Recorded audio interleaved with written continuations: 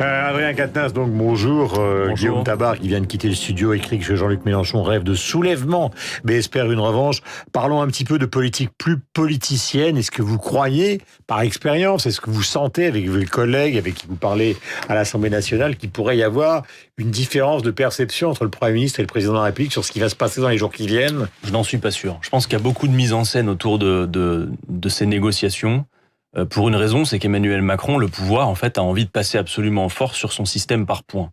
Or, on voit bien qu'à mesure que les semaines passent, plus les Français s'y penchent, plus ils comprennent ce qui est en cause, et on voit bien d'ailleurs que l'opinion soutient de plus en plus la mobilisation, malgré toutes les difficultés que peut poser la grève, pour ceux qui la font comme pour ceux qui la subissent, et que, par exemple, en une semaine, l'opposition à la réforme a gagné 8 points. Ce qui veut dire effectivement sondage Elab, donc fabriqué par Bernard Sananès pour BFM TV. Ce qui veut dire que le temps ne joue pas en la faveur d'Emmanuel Macron, et je crois qu'à la veille des fêtes...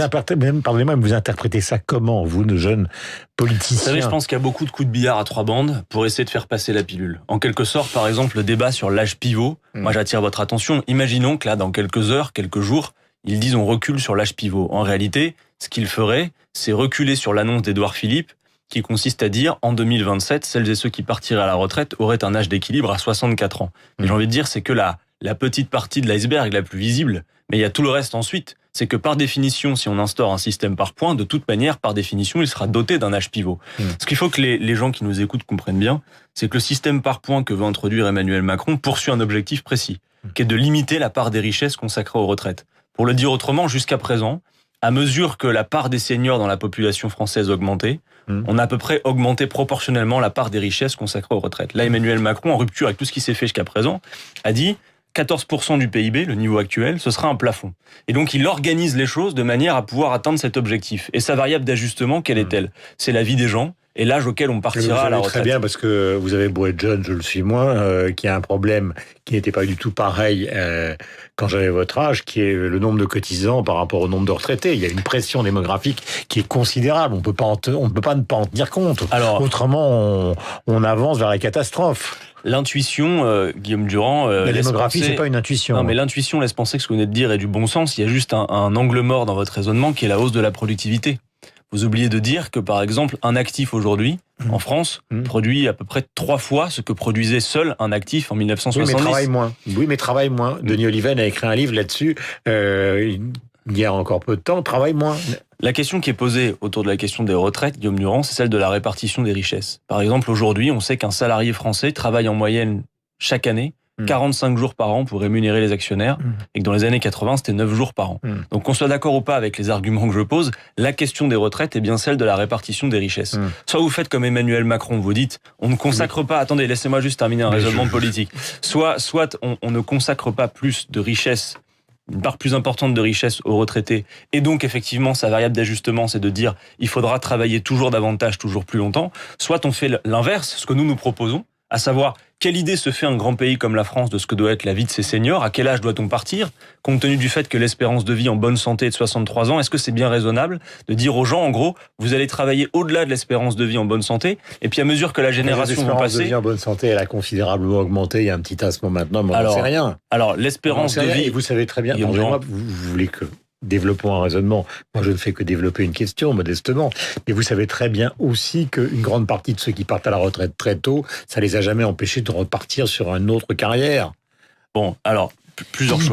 Ils partent pas à Mandelieu et à la Poule pour lire Proust, ceux qui partent à 52 ans. Vous savez très bien qu'on les retrouve dans l'artisanat, dans des tas d'autres choses. Guillaume Durand, d'abord, aujourd'hui, dire une chose, c'est, moi, je conteste l'idée selon laquelle la solution serait de travailler toujours davantage. Vous n'avez pas répondu sur ce côté. Non, mais sur l'espérance de vie et sur la durée du temps de travail dans la vie, est-ce qu'aujourd'hui, Guillaume Durand, travailler plus longtemps, ça fonctionne dans le pays? Il faut pouvoir s'interroger. Vous savez que dans ce pays, à l'âge d'arriver en retraite, vous avez un actif sur 2 qui n'est déjà plus en emploi. Vous avez 300 000 chômeurs de plus de 60 ans dans ce pays qui, pour l'essentiel d'entre eux, ont leurs années de cotisation. Donc moi, je vous le dis, Guillaume Durand, je crois que accroître la durée du temps de travail dans la vie, c'est en quelque sorte aggraver le chômage aux deux extrémités de la vie active, à la fois le chômage des seniors et en même temps le chômage des jeunes qui peinent à s'insérer dans l'emploi. Moi, je propose la solution suivante. Que veut un grand pays comme la France pour ses seniors? À quel âge doit-on partir? Moi, je pense que comme l'espérance de vie en bonne santé est de 63 ans et qu'elle recule désormais, et que l'espérance de vie tout court, Guillaume Durand, stagne désormais, eh bien, je crois que 60 ans, effectivement, c'est un horizon tout à fait raisonnable. Mais infinançable. Mais justement, si. Et mais non, parce qu'à ce moment-là, vous allez retaxer le capital, vous allez retaxer... Guillaume Durand, on reste pas gratis. Non, mais d'accord, vous allez les prendre auditeurs dans toutes les caisses qui sont, par exemple... Guillaume Durand. Par exemple, vous seriez pour ponctionner la caisse Jospin? Attendez. Non, mais est-ce que vous seriez pour sur le financement des retraites? Jusqu'à présent, on a toujours augmenté la part des richesses consacrées aux retraites à mesure que la part des seniors dans la population augmentait. Vous me dites, 60 ans, ce serait infinançable. Moi, je vous réponds non. Et je vous dis comment on fait. Non mais, attendez, la France a un modèle social qui est observé, admiré à travers le monde pour beaucoup de choses. Et notamment, Guillaume Durand, si on produit aujourd'hui plus vite qu'auparavant, si aujourd'hui il y a bien une question de répartition des richesses qui est en défaveur du travail, on ne peut pas se poser la question de savoir à quoi bon travailler plus longtemps que le temps nécessaire à produire ce dont nous avons besoin. C'est une vraie question. Normalement, le progrès, ça a toujours été, par le passé, de faire en sorte que le travail diminue dans la vie. D'ailleurs, ceux qui se plaignent de la grève doivent se rappeler que s'ils ont droit à des congés payés, c'est pas tombé du ciel, ça a été au prix d'une paralysie du pays. Non, mais vous posez une question précise, je vous réponds comment on finance. C'est un progrès social qui était logique dans un monde qui n'était pas mondialisé. Guillaume Durand, et à partir du moment où vous avez la concurrence des autres, enfin, allez raconter ça aux Japonais, aux Coréens, aux Vietnamiens, aux Brésiliens et aux Américains qui ont 15 jours de vacances par an. Moi, je pose quelques grands principes et je vous dis comment on les finance. Je pense qu'on doit pouvoir partir à la retraite dès 60 ans avec 40 annuités pour une carrière complète à temps plein. Donc on revient à Mitterrand en 81 qui lui-même l'avait arrêté en 83. Mais vous savez, diminuer le temps de travail, c'est un progrès et je le soutiens. Et notamment dans un contexte de chômage de masse et de pénurie de création d'activités pérennes. Comment on finance, Guillaume Durand? En augmentant les salaires et les cotisations, comme on a toujours fait. Aujourd'hui, vous augmentez les salaires rien que de 1%, vous avez 2,5 milliards de cotisations qui rentrent dans les caisses, c'est positif pour tout le monde. D'accord? Si vous faites l'égalité salariale entre les femmes et les hommes, qui est insupportable, vous en convenez, 20% d'écart de salaire à travail égal. Si vous résorbez, vous supprimez cette inégalité, vous avez des cotisations en plus pour financer immédiatement les retraites à 60 ans. Et puis surtout, je vous le dis, sur toutes ces questions, pas sur l'égalité salaire homme-femme, mais sur l'augmentation du SMIC d'une manière conséquente, vous vous opposerez au patron, vous le savez très bien. Mais moi, je veux qu'on puisse poser la question d'une meilleure répartition des richesses. En effet, quand on voit que la répartition se fait à 67% pour les actionnaires, à 25% pour les investissements, ce qui est trop peu pour investir, et à 5% pour les salaires, oui, je pose la question. Et toutes les projections économiques, Guillaume Durand, nous montrent qu'on peut augmenter et le salaire net et les cotisations sans que ce soit douloureux pour personne. Vous savez, pour financer les mesures que je viens de vous expliciter, il faudrait 2 points de PIB en plus d'ici à 2040. Très franchement, c'est pas révolutionnaire, c'est tout à fait atteignable. Et le but de la politique, s'agissant des retraites, c'est de rendre la vie plus agréable. La retraite, c'est un nouvel âge de la vie. On peut faire autre chose que de travailler toujours plus longtemps. Non, il y a les dates qui travaillent, vous le savez très bien. Enfin, on va pas revenir sur ce sujet. Mélenchon, écrit Guillaume Tabar, Mélenchon rêve de soulèvement.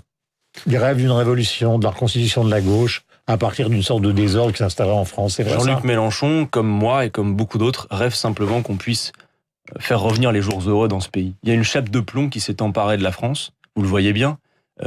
Même les enthousiasmes du macronisme finissent par s'interroger sur le sens de tout ça.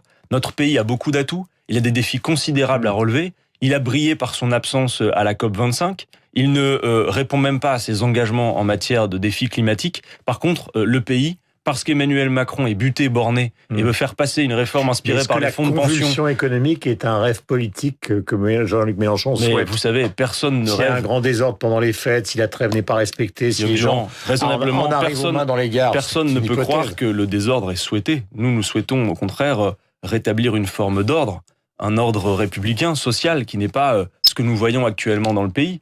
Depuis qu'Emmanuel Macron est au pouvoir, 2 ans et demi, la petite part, les 0,1% des plus riches, a gagné 23 000 euros de plus chaque année, pendant que le taux de pauvreté a atteint des records. Nous avons des défis considérables à relever qui méritent qu'on se serre les coudes. Je pense par exemple à la question climatique. Et donc, à l'approche des fêtes, pour qu'on passe de bonnes fêtes, Emmanuel Macron devrait reconnaître sa défaite. Il ne peut pas imposer en France une réforme imposée et inspirée par les fonds de pension, parce qu'elle va pousser à la capitalisation demain. Il faut le retrait de cette réforme de retraite par points. Et on peut faire autrement. Et la France Insoumise a présenté hier un contre-projet complet et financé que j'invite vos auditeurs à aller retrouver sur Internet.